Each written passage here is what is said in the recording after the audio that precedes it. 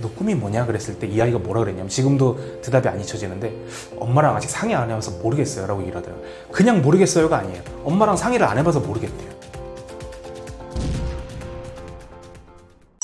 꿈도 목표도 없는 아이, 어떻게 해야 할까요? 제가 꿈도 목표도 없는 친구들을 10년 동안 너무 많이 만나봤어요. 근데 만나보면서 느끼는 게 있습니다. 제가 진로교육하는 사람이잖아요. 제가 이 사업 처음 시작할 때가 2015년, 2016년 그때였는데, 어떤 사례가 있었냐면, 이제 저희가 이제 진로 체험을 이제 하면서 애들한테 제가 물어봤어요. 너 꿈이 뭐냐 그랬을 때 이 아이가 뭐라 그랬냐면, 지금도 대답이 안 잊혀지는데, 엄마랑 아직 상의 안 해봐서 모르겠어요 라고 얘기를 하더라고요. 그냥 모르겠어요가 아니에요. 엄마랑 상의를 안 해봐서 모르겠대요. 그러니까 내 꿈을 내가 결정하는 게 아니구나 얘네들이. 그때는 제가 막 애가 막 갓난 애기일 때니까, 그런 아이를 키워본 적이 없으니까. 그래서 그때 받은 충격이 사실 지금도 잊혀지지가 않아요. 그러니까 제가 그 10년 동안 그 친구를 통해서, 진짜 이 친구들한테 꿈을 찾아줘야 되겠다, 꿈 찾는 법을 가르쳐줘야 되겠다, 진로를 고민하는 게 중요하다라는 걸 알려주면서 10년이 지나오면서 제가 정리하게 된 게 있습니다. 뭐냐면, 아이들이 꿈과 목표가 없는 게 아니에요. 꿈과 목표를 찾는 거가 익숙하지가 않아요. 꿈과 목표를 찾아본 적이 없어요. 꿈과 목표를 어떻게 찾아가야 되는지를 몰라요. 이게 뭐랑 연결이 되냐면, 요즘 애들이 사춘기가 없다라고 저는 표현을 하는데요. 우리 아이 되게 반항적인데요. 그거는 사춘기적의 음가적인 감정이 그냥 표출이 되는 거고요. 제가 느끼는 사춘기라 함은 그런 겁니다. 우리 예전에 중2병이라고 얘기하잖아요. 우리 중2병이 뭡니까? 우리가 왜 중2 정도가 되면 중2병이 생기냐고 생각을 하냐면, 우리가 초등학교 때는 내 세상의 전부가 엄마 아빠예요. 내 세상의 전부가 엄마 아빠니까 엄마 아빠가 하는 말이 보통 옳습니다. 너 커서 훌륭한 사람 돼야지. 너 커서 성공해야지. 야, 너 커갖고 우리나라를 빛내는 뭐 금메달리스트가 돼야지. 이런 식으로 얘기하는 게 맞았어요. 엄마 아빠가 하는 삶의 방정식이 전부 다라고 생각하고 살았어요. 그러다가 우리가 중학교에 딱 들어가는 순간 어떻게 됩니까? 교복을 입죠. 교복을 입고 뭔가 내가 한 단계 성숙해진 것 같은 그 자아도취에 빠지면서 애들이 하는 고민이 뭐냐면, 내가 왜 살지? 내가 왜 학교에 다녀야 되지? 내가 왜 공부를 해야 되지? 이런 고민들을 하기 시작했던 거예요. 그러니까 이런 고민들은 사실 누가 답을 내려줄 수 있는 고민도 아니고, 내가 답을 쉽게 내릴 수 있는 고민도 아니에요. 그러니까 일기를 써보면 매 이렇게 손발 오그라드는 문장들을 써 내려가는 거죠. 그러니까 삶에 대한 고민을 하니까 해결이 되지 않는, 답을 찾지 못하는 고민들을 머리가 자꾸 하고 있으면, 뇌도 근육이기 때문에 뇌에서 스트레스가 막 쌓입니다. 그러면 막 모든 것들이 싫고 답답하고 짜증나요. 학교 공부는 어려워졌지, 내 인생은 왜 살아야 되는지도 모르겠지, 나는 무슨 공부를 해야 되는지, 그때부터 반항기가 막 올라오기 시작합니다. 이 사회가 싫어요. 그냥 이 사회가 싫고 부모도 다 싫어요. 왜 나를 자꾸 공부하는지 모르겠어. 난 놀고 싶은데. 그러니까 이런 것 때문에 아이들이 사춘기를 겪어요. 그러니까 이걸 겪는 과정을 통해서 아이들이 뭘 하냐면, 자기 인생을 고민하는 일종의 진로교의 근본적인 질문을 한다라는 거예요. 그렇게 해왔어요. 우리나라가 교육이 되게 고도화가 되면서 커리큘럼이 굉장히 효율적으로 변하면서 이런 고민을 안 해도 되게끔 만들어지고 있어요. 너 왜 고민해? 검사 딱 한 번 하면 너 무슨 형이야? 너 뭐뭐뭐에 너 되게 그가 있네? 그럼 너는 앞으로 이쪽에 집중하면 되겠다. 이쪽에서 한번 찾아봐. 이런 식으로 아예 좁혀놔 주는 거예요. 그러니까 내 인생을 고민하는 건 언제 하냐? 아까 말씀드렸죠? 대학 간 이후에. 성인이 되고 나서 그때부터 고민하는 거예요. 일단 대학에 들어오긴 왔는데 뭐 하고 살아야 되지? 결혼 별로 지금 하고 싶지 않은데? 이렇게 되는 겁니다.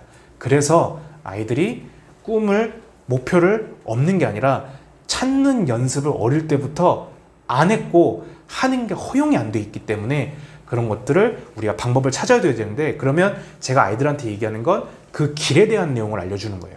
어떤 식으로 한번 트라이를 해봐라. 야, 고민을 할 때 일단 시작점이 있어야 되니까 시작점을 이걸로 한번 시작해봐라. 왜냐면 제가 만나는 아이들이 대부분 다 중학생이기 때문에 일단 입시 레이스에 뛰어들었잖아요. 그러니까 이 친구들한테 자, 삶이 뭔지, 왜 살고 싶은지 천천히 한 100일 동안 시간을 갖고 고민해보세요 라고 얘기하기엔 이 친구들은 급하고 어머님들도 급하죠. 그러니까 방법을 일단 정해줄 수밖에 없는데, 그 5가지가, 첫 번째는 성적을 중심으로 진로를 설정해보라는 거예요. 내가 성적이 높은지, 낮은지, 중위권인지, 하위권인지, 상위권이어서 최상위도 노려볼 만한지, 이런 걸 가지고 좀 근거를 잡아서 내가 상위로 갈 건지, 아니면 야, 공부는 최상위로 못 가니까 적당히 어떤 좀 효율적으로 대학을 들어가서 전공에 승부를 걸어보자. 아니면 야, 여기에 들어가서 일단 비슷한 대학에 이 전공에 못 들어가지만 이 대학의 학부 과정과 일치하는 좀 하이 레벨에 있는 학부로 들어가서 대학원을 노려보자. 뭐 이런 식으로 성적 중심으로 진로를 설정해보는 방법. 두 번째는 수학을 중심으로 진로를 설정해보는 방법. 수학은 왜 그러냐면 우리나라는 아무래도 이공계 쪽에 앞으로도 취업이 전망이 좋을 겁니다. 보통 문과 쪽으로 가면 이 학과가 로스쿨이랑 연결이 되어 있냐, 이 학과가 결국 경영경제랑 연결이 돼 있냐가 거의 최선의 선택이고, 이공계열로 가야 뭔가 그래도 한국에서 지금 쏟아붓고 있는 쪽이 그쪽이기 때문에 그쪽 계열이 반응이 좋을 수밖에 없어요. 근데 그런 거 있잖아요. 저 수학을 싫어하고 수학 자신 없는데 그럼 제가 이공계를 가야 돼요? 문과를 가야 돼요?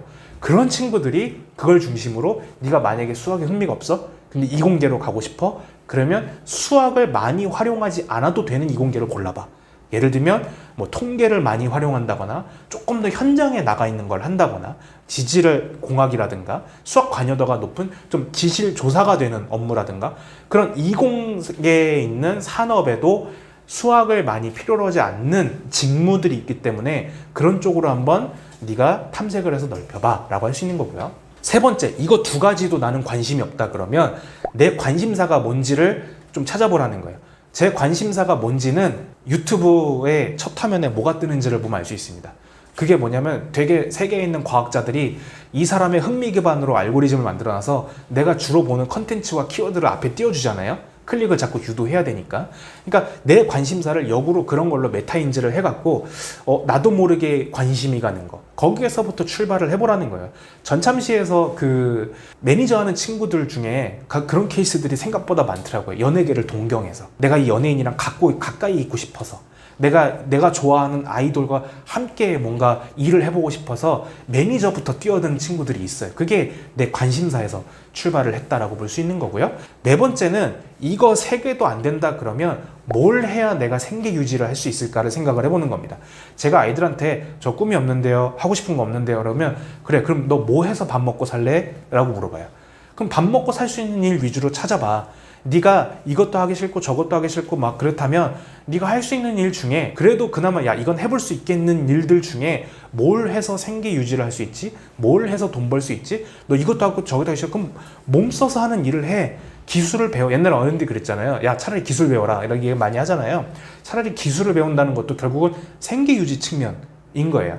그리고 마지막으로는 너가 할 때 좀 진지하게 접근을 하고 싶다면 미래에 지금 이 직업이 남아 있을 건지를 생각을 해보면서 찾아라. 그러니까 네가 지금 하고 있는 이 직업이 미래에는 없어질 만한 직업이야 그러면 그걸 하는 것 자체가 사실 그렇게 효용성이 없게 되겠죠. 그러니까 내가 진지하게 이 분야를 노리고 있다면 직업이 없어지는 게 아니라 직무가 사라지는 건데 내가 하려고 하는 이 직무가 과연 미래에도 여전히 유용한 직무가 될 것인가를 한 번쯤 생각해봐라.